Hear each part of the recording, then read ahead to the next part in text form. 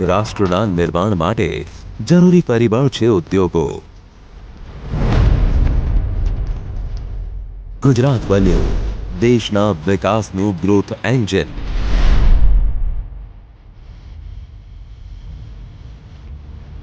વિવિધ ઔદ્યોગિક સેક્ટરનું ગુજરાત છે હબ.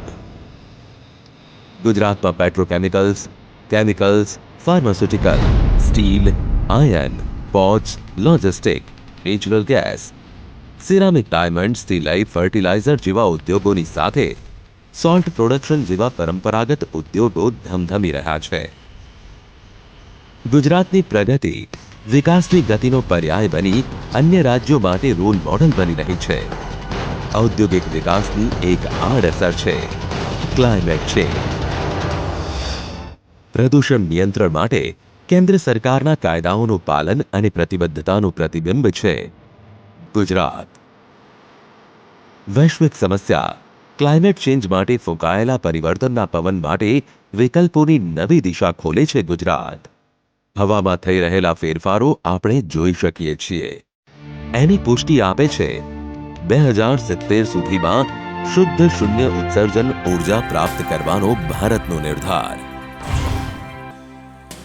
ગ્લાસગો સમિટમાં વડાપ્રધાન નરેન્દ્રભાઈનો ટંકાર. भारत 2030 तक अपनी 50% एनर्जी रिक्वायरमेंट रिन्यूएबल एनर्जी से पूरी करेगा. ગુજરાત પ્રધાનમંત્રી શ્રી નરેન્દ્ર મોદીનું ગૃહ રાજ્ય છે. કેન્દ્ર સરકારની ક્લાઇમેટ ચેન્જ અંગેની પોલિસીઓનો સફળતાથી અમલ કરી સમયની માંગને પૂરી કરવા નવો રોડમેપ તૈયાર કરવામાં આવ્યો છે. તાજેતરમાં કેવડિયા કોલોની એકતાનગર ખાતે આયોજિત મિશન લાઈફના લોન્ચિંગ સંબોધનમાં વડાપ્રધાને ફરી ગ્લાસગો ગ્લોબલ સમિટની પ્રતિબદ્ધતાને દોહરાવતા કહ્યું કે આ કાર્યક્રમમાં લોકોને પણ જોડવા જોઈએ. લોકો સૌર ઊર્જા, પવન ઊર્જા, હાઇડ્રોજન અને વિદ્યુત વાહન તરફ વળે અને કુદરતી ઊર્જા સંચાલિત વાહનોનો વપરાશ કરતા થાય તો પણ એનો વિશાળ પ્રભાવ પ્રદૂષણ નિયંત્રણ પર પડે છે. સૌર ઊર્જા ઉત્પાદન સમર્પિત નીતિ જાહેર કરનાર દેશનું પહેલું રાજ્ય, ગેસ વિતરણનું નેટવર્ક ઊભું કરી સંપૂર્ણ ક્ષેત્ર આવરી લેનાર એકમાત્ર ગુજરાત.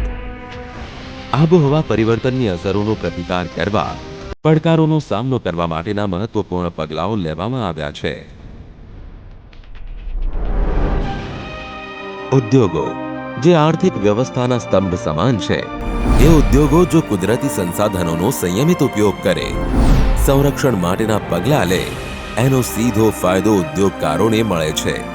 આર્થિક અને સામાજિક બંને દ્રષ્ટિએ એમની છબીમાં સુધારો થાય છે. મોરબીના સિરામિક ઉદ્યોગનું ઉદાહરણ આપણી સામે છે. મોટાભાગના એકમો પીએનજી અપનાવી એક શુદ્ધ ઇંધણના વપરાશ તરફ વળ્યા અને આજે મોરબીમાં પ્રદૂષણની સ્થિતિ ઘણી સુધરી છે. કુદરતી ગેસ વપરાશની દ્રષ્ટિએ મોરબી દેશનું સૌથી મોટું કેન્દ્ર ગણાય છે. ગુજરાતના મુખ્યમંત્રી શ્રી ભૂપેન્દ્રભાઈ પટેલ, પર્યાવરણ મંત્રી શ્રી મુળુભાઈ બેરા અને રાજ્ય કક્ષાના પર્યાવરણ મંત્રી શ્રી મુકેશભાઈ પટેલ પ્રધાનમંત્રી શ્રીના માર્ગદર્શન હેઠળ એમની પ્રતિબદ્ધતાને પૂરી કરવા પ્રયત્નશીલ છે. એટલે જ 5 પ્રમુખ ઊર્જા ઉત્પાદકોની યાદીમાં ગુજરાતે પણ મોભાનું સ્થાન પ્રાપ્ત કર્યું છે. ગુજરાત સરકારે કચ્છમાં 28,000 મેગાવોટની ક્ષમતાવાળા પુનઃપ્રાપ્ય જનરેશન પ્રોજેક્ટ સ્થાપવાની કામગીરી આરંભી દીધી છે. કેટલાય મોટા ગૃહ ઉદ્યોગો કે જેમનું રોકાણ પુનઃપ્રાપ્ય ઉર્જા ઉત્પાદન ક્ષેત્રે છે, જેઓ હજી પણ આ ક્ષેત્રે વધુને વધુ રોકાણ કરવા ઉત્સુક છે. એક મોટા ઉત્પાદક એકમ તાજેતરમાં જાહેર કરી ચૂક્યા છે કે કંપની 5,000 એકરમાં ગ્રીન એનર્જી ગીગા કોમ્પ્લેક્સ વિકસાવી રહ્યું છે, જેમાં solar manufacturing facility, battery factory, fuel cell factory અને ઇલેક્ટ્રોલાઇઝર યુનિટનો સમાવેશ થાય છે. કંપની 2020 સુધીમાં 100 GW નવીનીકરણ ઉર્જા ઉત્પાદનનું લક્ષ્ય ધરાવે છે. વિશ્વમાં સૌર ઉર્જાના અગ્રણી ઉત્પાદકે જાહેર કર્યું કે આગામી દાયકામાં પુનઃપ્રાપ્ય ઉર્જા ક્ષેત્રમાં $90 બિલિયનનું ઉર્જા રોકાણ આ ગ્રુપ કરશે. ભારત સરકારે પણ પોતાના વાર્ષિક બજેટમાં જંગી રકમની જોગવાઈ કરી પ્રતિબદ્ધતા દર્શાવી છે. 2030 સુધીમાં ગ્રીન હાઇડ્રોજન ઉત્પાદન ક્ષમતા વધારવા 19,700 કરોડનું ફંડ ફાળવ્યું છે.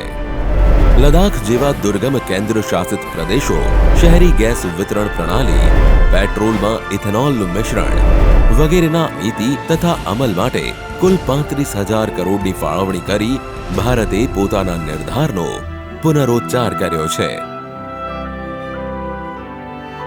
આ બધું વડાપ્રધાનશ્રીની ક્લાઇમેટ ચેન્જ વિશેના નિર્ધારણને મજબૂતી આપવાની દિશામાં અગ્રેસર કદમ છે.